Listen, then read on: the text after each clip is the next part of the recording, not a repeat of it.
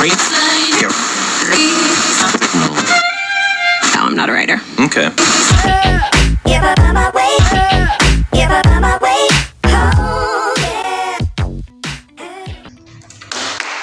Selamat pagi, Pak. Pagi. Apa kabar hari ini? Kabar baik, Pak. Oke. Gimana, sudah makan? Sudah, Pak.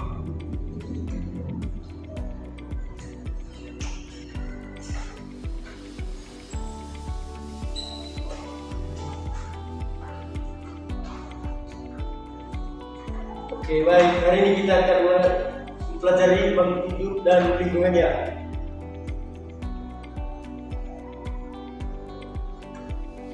Baik. Yang pertama itu tujuan pembelajarannya. Yang pertama, mengenalkan makhluk hidup. Yang kedua, mengetahui ciri-ciri makhluk hidup.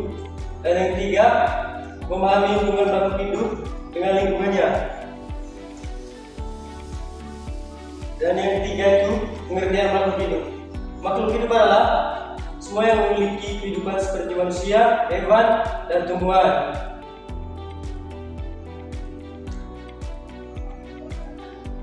Ciri-cirinya makhluk hidup itu, yang pertama, berbasis bernafas.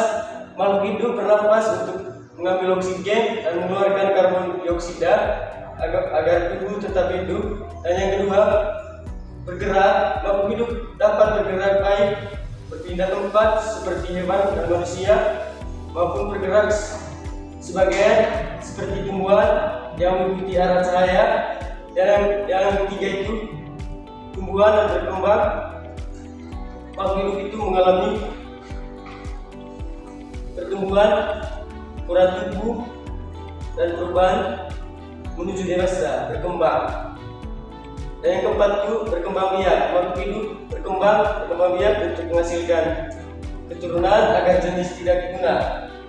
Dan yang kelima itu memerlukan makanan. Makhluk hidup membutuhkan makanan sebagai sumber energi untuk bertahan hidup dan melakukan aktivitas. Dan yang kelima itu pengertian lingkungan.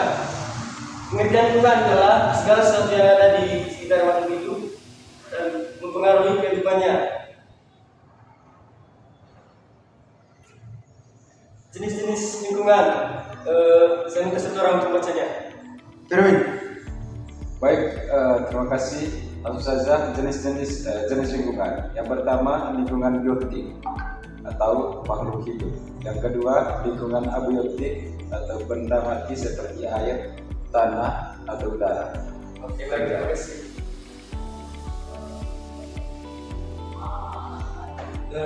Yang berikut itu hubungan makhluk hidup dan lingkungan. Yang pertama itu makhluk hidup saling bergantung dengan lingkungan untuk bertahan hidup. Contoh-contohnya itu, yang pertama, hewan memakan tumbuhan. Yang kedua, manusia memanfaatkan tumbuhan. Dan yang ketiga, tumbuhan membutuhkan sinar matahari. Oke, pentingnya menjaga lingkungan. Yang pertama itu agar makhluk hidup tetap sehat. Yang kedua, menjaga keseimbangan alam. Yang ketiga, mencegah kerusakan lingkungan.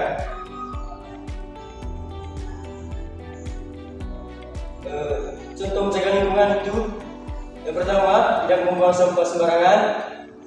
Yang tiga, menanam pohon. Dan yang berikut, menghemat air. Saya minta satu orang untuk membaca kesimpulannya.